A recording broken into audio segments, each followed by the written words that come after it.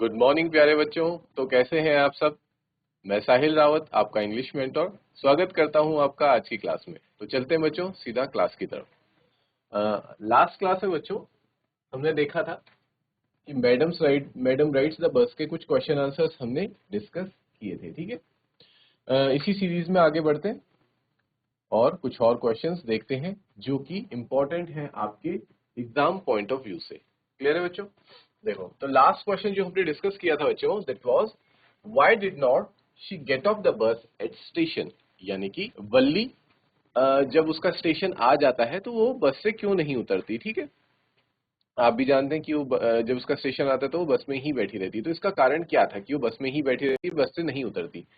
तो the answer was she did not get off the bus. Get off मैंने आपको बताया था बच्चों, गेट ऑफ का मतलब था उतरना। ठीक है, तो ये एक फ्रेज है, इसको आप यूज कर सकते हैं।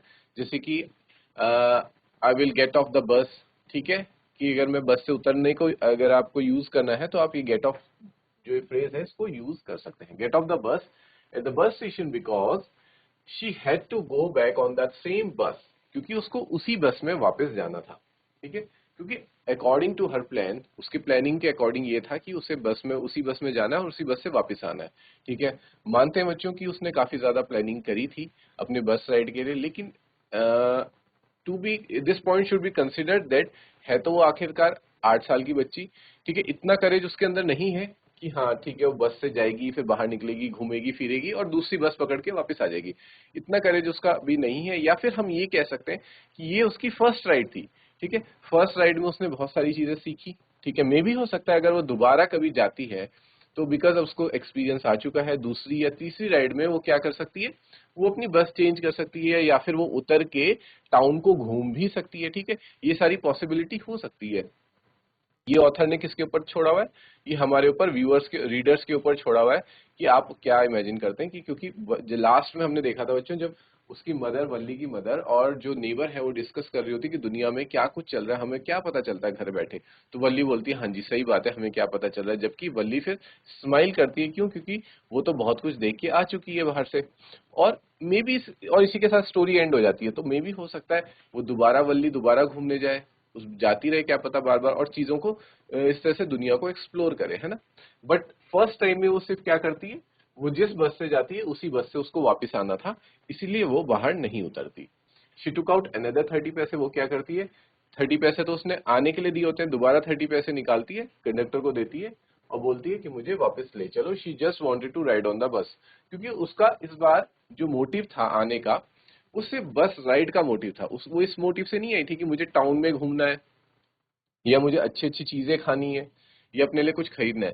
क्योंकि अगर उसका खाना या फिर कुछ खरीदना ही मोटिव होता तो वो तो बच्चों उनके गांव में क्या लगा हुआ था, फेयर लगा हुआ था, मेला लगा हुआ था, वो वहां पे भी जाके अच्छी अच्छी चीजें खा सकती थी और कुछ पीने का कोल्ड ड्रिंक्स वगैरह ले सकती थी या फिर अपने लिए कुछ चीजें, टॉयज वगैरह खरीद सकती थी। वो सेम चीजें अपने विलेज में भी कर सकती थी। लेकिन उसका मोटिव इस बार क्या था, सिर्फ और सिर्फ बस राइड लेना, और जो कि पूरा हो चुका था, फुलफिल हो चुका था, इसलिए उसको वापस जाना था, इसलिए वो बस से नहीं उतरी। तो this was the answer of your question. यहां तक क्लियर था बच्चों आप लोगों को? अगर इतना क्लियर है तो इसके बाद मूव ऑन करेंगे नेक्स्ट क्वेश्चन में।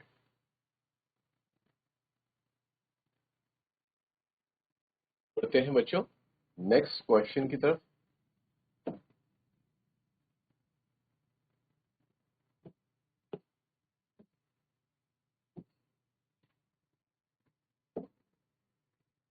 Question number 4। देखो बच्चों, इस व्हाई डिडंट वल्ली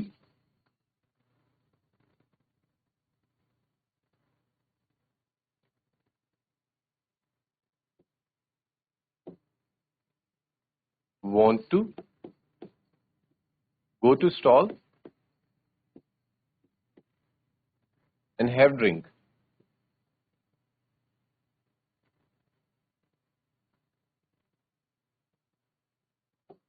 ठीक है बच्चों, ये फर्स्ट पार्ट है इस क्वेश्चन का। नेक्स्ट पार्ट है कि इससे आपको वल्ली के बारे में क्या पता चलता है। ठीक है, what does this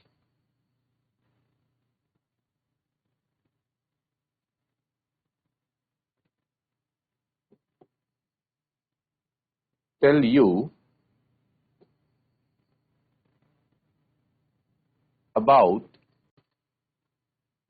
her. Clear है? तो देखते हैं बच्चों,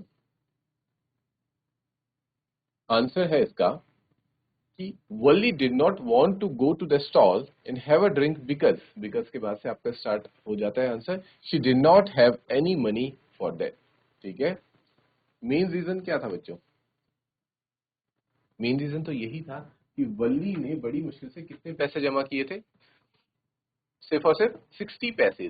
ठीक है, और जो कि उसका पूरा कैलकुलेटेड मनी था कि 30 पैसे जाने के लगेंगे, 30 पैसे आने के लगेंगे, उससे ज्यादा एक पैसा भी उसके पास नहीं था। ठीक है, तो she could not spend it somewhere else like on drink और समथिंग एल्स। ठीक है, इसलिए उसे पता था कि मैं कुछ और चीज नहीं खरीद सकती, क्योंकि कंडक्टर ने भी उसे ऑफर किया था, अगर ठीक है तुम्हें बाहर जाने में डर लग रहा है तो मैं तुम्हारे लिए क्या लेके आ जाता हूँ, कोल्ड ड्रिंक लेके आ जाता हूँ। लेकिन वो फिर भी मना कर देती है, तो इससे ये पता चलता है कि वो चाहती तो बाहर जाके कोल्ड ड्रिंक पी सकती थी, ऐसा कुछ नहीं था, और बस भी उस टाइम नहीं चल रही थी। लेकिन मेन रीजन ये था बच्चों कि उसके पास सिर्फ उतने ही सीमित पैसे थे। ठीक है, तो you will write the answer like because she did not have any money for that. Even when the conductor offered her a cold drink free of charge, she refused firmly and said that she only wanted her ticket. जब conductor ने उसको offer किया कि ठीक है कोई बात नहीं, मैं तुम्हारे लिए कोल्ड ड्रिंक ले आता हूँ और तुम मुझे पैसे भी मत देना, फ्री में पी लो कोई बात नहीं, लेकिन फिर भी वल्ली क्या होती है, वल्ली उसको इनकार कर देती है। ठीक है, वल्ली इनकार करती है और कहती है कि मुझे कुछ नहीं चाहिए, मुझे सिर्फ और सिर्फ मेरा टिकट आप दे दीजिए। दिस शोज, अब यहां तक हमारा आंसर कंप्लीट हो गया फर्स्ट पार्ट का कि why didn't Valli want to go to stall and have drink. ठीक है, वो नहीं पीना चाहती थी क्योंकि उसके पास पैसे नहीं थे, जबकि कंडक्टर उसे फ्री में कोल्ड ड्रिंक ऑफर कर रहा था। अब नेक्स्ट पार्ट है जो हमारा क्वेश्चन का, कि इससे आपको वल्ली के बारे में क्या पता चलता है। तो इससे हमें क्या पता चलता है, this shows that Valli had a lot of self will, ठीक है, एंड प्राइड, कि वल्ली के अंदर एक सेल्फ विल है। ठीक है, मतलब खुद को कंट्रोल करने की एक शक्ति है। नहीं तो छोटे बच्चे क्या होते हैं बच्चों, उनको जहां पे भी कुछ खाने पीने की चीज मिल जाए तो बस वो पिघल जाते हैं और उनको चाहिए होता है कि हाँ वो भी दिला दो, ये भी दिला दो, जो भी चीज है। ठीक है, लेकिन वल्ली ऐसी नहीं है। वल्ली को ऑफर हो रहा है सामने से कि आपको ड्रिंक मैं फ्री में देता हूँ, लेकिन वो फिर भी मना करती है। तो इससे पता चलता है उसके अंदर सेल्फ रिस्पेक्ट है, सेल्फ विल है। और दूसरा प्राइड, ठीक है, फीलिंग ऑफ प्राइड है कि वो किसी का एहसान नहीं लेना चाहती। ठीक है, होता है ना कि फीलिंग होती है कि नहीं मुझे किसी का एहसान नहीं लेना, मैं फ्री में नहीं लूंगी किसी, मुझे अगर जाना है तो मैं पूरे पैसे देके जाऊंगी। जैसे फॉर एग्जांपल एक और इंसिडेंस ऐसा है जिससे हमें उसके प्राइड वाले फीलिंग के बारे में पता चलता है कि उसके अंदर प्राइड था। प्राइड यानी कि अपने लिए एक सेल्फ रिस्पेक्ट की भावना थी। वो कैसे, कि अगर वो चाहती बच्चों तो वो ये भी कह सकती थी कि क्योंकि मैं एक छोटी बच्ची हूं तो आप मेरा किराया कम लीजिए। ठीक है, लेकिन वो ऐसा नहीं कहती, वो उतना ही किराया देती है जितना कि बाकी बड़े लोग भी दे रहे होते हैं। 30 पैसे बड़े लोग भी दे रहे हैं तो वो भी बड़े लोगों जितना किराया देती है, और साथ में डिमांड करती है कि जब मैंने किराया पूरा दिया है तो मुझे ट्रीट भी एज अ यंग लेडी ही किया जाए, एक छोटे बच्चे की तरह मुझे ट्रीट ना किया जाए। तो इससे हमें पता चलता है कि उसके अंदर सेल्फ विल था और प्राइड की भावना थी। Possibly she did not want to take anything for free, उसे कोई भी चीज फ्री में लेना पसंद नहीं थी, पर्टिकुलरली फ्रॉम अ स्ट्रेंजर, खासकर किससे, एक स्ट्रेंजर से। स्ट्रेंजर कौन होता है? स्ट्रेंजर मीन्स अनजान व्यक्ति। ठीक है, अनजान व्यक्ति।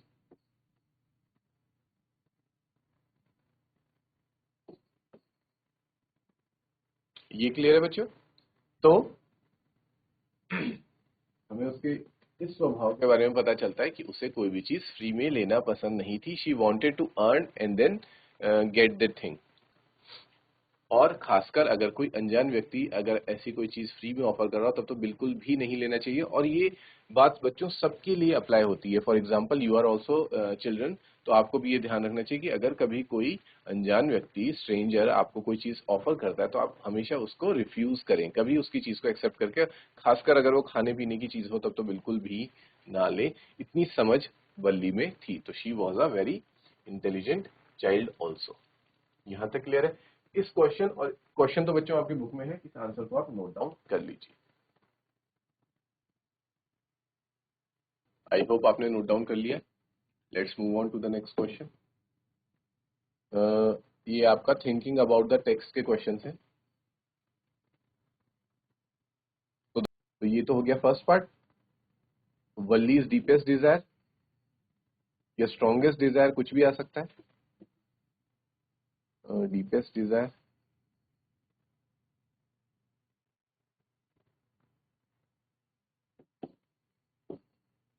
डीपेस्ट डिजायर को बच्चों कुछ ऐसे समझना, स्ट्रॉन्गेस्ट डिजायर भी आ सकता है, ठीक है, जो बहुत स्ट्रॉन्ग डिजायर, यानी कि अगर हम किसी चीज को बहुत ज्यादा चाहते हैं ना कि ये चीज मुझे मिल जाए, काश ये मुझे मिल जाए, हर वक्त उसके बारे में सोचते रहते हैं, तो उसी को बच्चों क्या कहते हैं, स्ट्रॉन्ग डिजायर या फिर डीप डिजायर। तो वल्ली की डीप डिजायर क्या थी? Valli's deepest desire was to ride on the bus she saw every day. जिस बस को वो रोज देखा करती थी, उस पे राइड करना उसकी डीपेस्ट डिजायर थी, क्योंकि वो रोज उस बस को देख देख के क्या होती थी, बहुत ही ज्यादा अंदर ही अंदर प्रभावित होती थी कि इस बस में राइड करने में कितना मजा आता था। वो उसका माइंड इमेजिनेशन करता रहता था, ठीक है, और जितना ज्यादा उसका माइंड इमेजिनेशन करता, उतना ज्यादा उसको वो बस राइड लेने के लिए जो उसकी डिजायर थी वो और ज्यादा स्ट्रांग होती जाती थी। क्लियर है बच्चों? और अब हम देखेंगे नेक्स्ट पार्ट कि phrases and words that tell us about this। कुछ ऐसे फ्रेज और वर्ड्स जिनसे हमें पता चलता है कि उसकी डीपेस्ट डिजायर थी ये।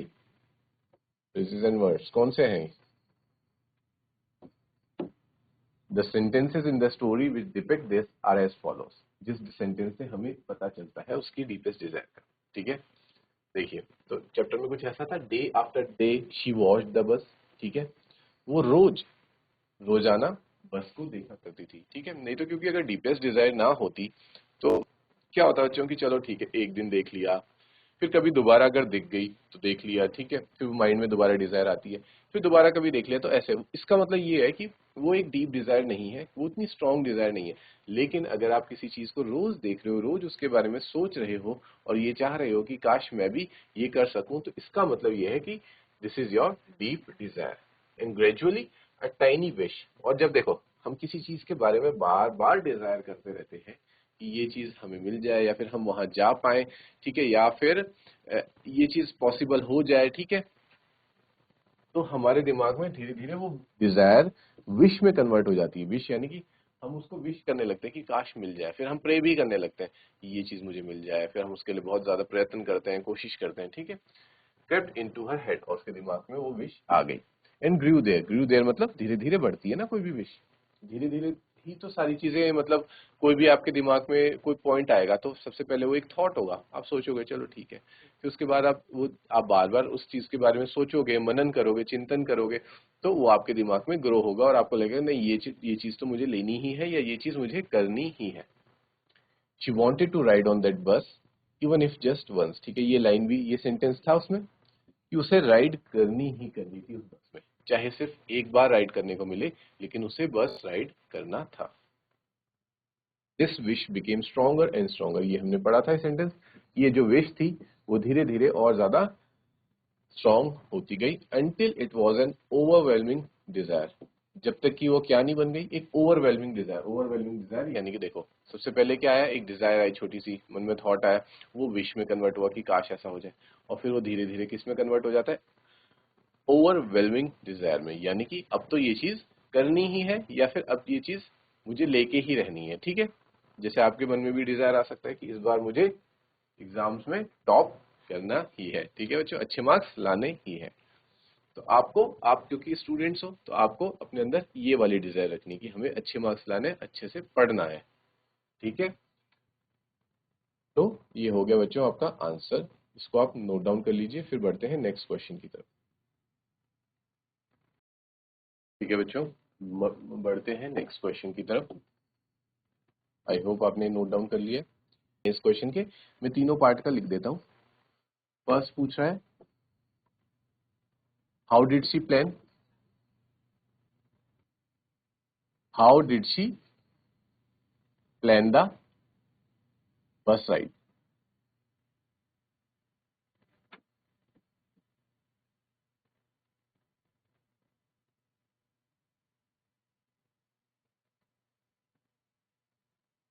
ये आपका क्वेश्चन का फर्स्ट पार्ट है।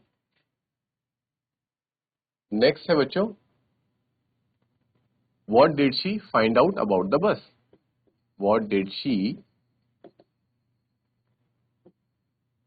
Find out about the bus? उसने बस के बारे में क्या क्या इंफॉर्मेशन निकाली?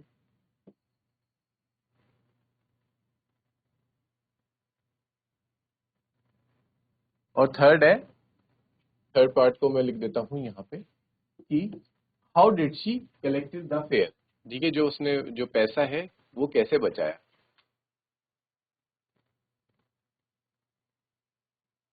How did she saved money for fair? किराए के लिए पैसा उसने कैसे इकट्ठा किया? तो तीन पार्ट है इस क्वेश्चन की, कि पहले उसने बस राइड कैसे प्लान करी, ठीक है, और how did she find out about the bus, उसने बस के बारे में क्या क्या इन्फॉर्मेशन निकाली, और तीसरा कि उसने बस फेयर के लिए कैसे पैसे इकट्ठा करे। ठीक है बच्चों, तो इसका आंसर देखते हैं। सबसे पहले कि उसने प्लान कैसे किया, तो Valli plan that she would take the bus 1 o'clock afternoon बस। ठीक है, कि उसने सबसे पहले ये सोचा कि जो जो दोपहर के 1 बजे की जो बस होती है मैं उसे पकड़ूंगी या उस पर बैठूंगी। ठीक है, रीच द टाउन एट 1:45, क्योंकि उसे पता था कि बस को विलेज से टाउन पहुंचने में 45 मिनट्स लगते हैं। तो अगर मैं 1 बजे बस में बैठती हूँ तो मैं टाउन कहाँ कब पहुंच जाऊंगी? 1:45 पे पहुंच जाऊंगी, 1:45 में मैं टाउन पहुंच जाऊंगी। And be back home by about 2:45। ठीक है, तो मान लो अगर बच्चों 15 मिनट के लिए बस वहां पे खड़ी होती है, ठीक है, थोड़ी देर रुकती है, पैसेंजर्स का वेट करती है, और 2 बजे बस चलती है, तो वापस घर कब तक पहुंच जाऊंगी? 2:45 तक घर पहुंच जाऊंगी। ये सारी उसने प्लानिंग कर ली थी। ठीक है, तो ये बच्चों हो गया आपके फर्स्ट क्वेश्चन के फर्स्ट पार्ट का आंसर, कि उसने कैसे कैसे प्लानिंग करी। अब दूसरा है कि उसको ये सारी चीजें बस के बारे में कहाँ से पता चली? तो she found out the town was 6 miles. उसे क्या क्या पता चला? सबसे पहले तो ये कि जो टाउन है वो हमारे घर से, विलेज से 6 माइल, 6 मील की दूरी पर है।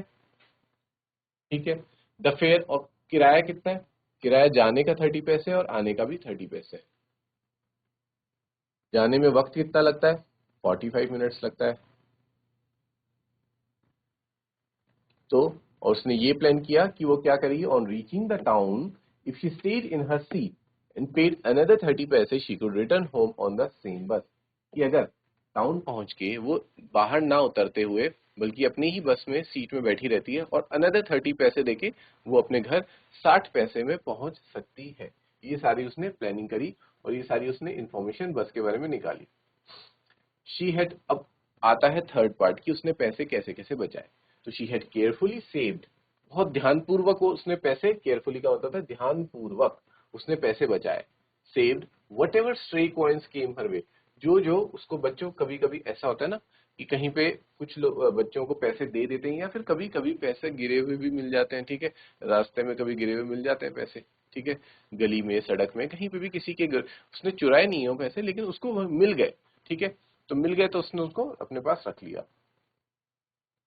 Resisting every temptation to buy peppermints, उसने पेपरमिंट्स खरीदने की सारी जो उसके अंदर इच्छा थी उसको दबाया कि नहीं मुझे नहीं खरीदना, टॉयज नहीं खरीदने, बलून्स नहीं लेने। ठीक है, and the like, and finally she saved 60 पैसे, और इस तरीके से बचाते बचाते आखिरकार उसने 60 पैसे जमा कर लिए।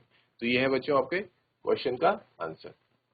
आप नोट डाउन कर लीजिए इसे, क्वेश्चन के साथ आंसर को भी नोट डाउन कर लीजिए। बच्चों, आई होप आपने इस क्वेश्चन के आंसर को नोट डाउन कर लिया होगा।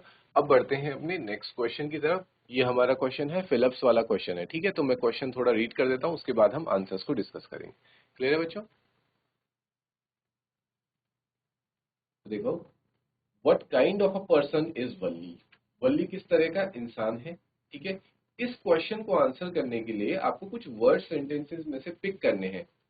To answer this question, pick out the following sentences from the text and fill in the blanks. और blanks में भरना है। ठीक है, आप अपनी नोटबुक को क्या बोलते हैं बच्चों, अपनी टेक्स्ट बुक जो है आपकी उसको खोल लीजिए, उसमें पेज नंबर 105 पे ये क्वेश्चन आपको मिलेगा।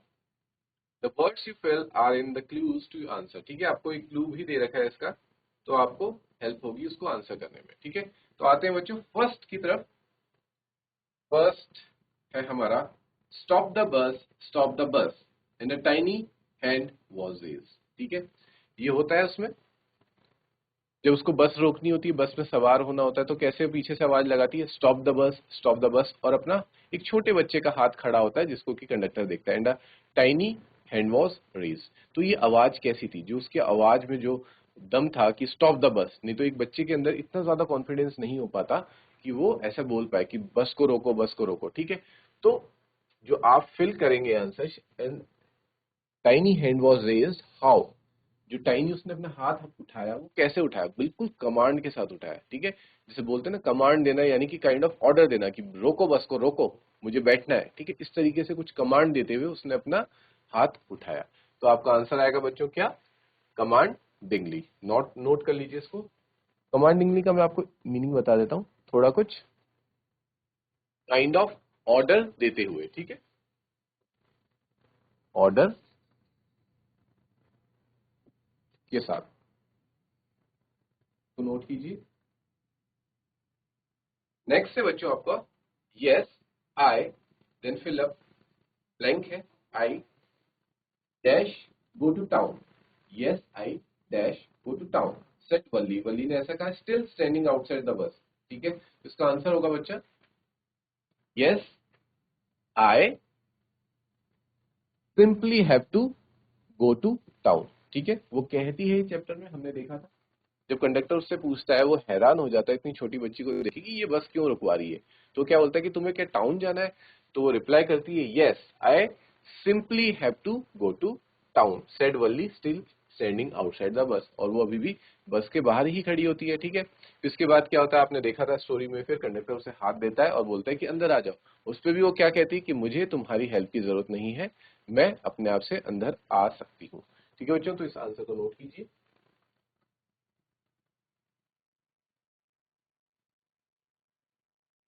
ठीक है बच्चों, इसका आंसर आपने नोट कर लिया, I simply have to go to town.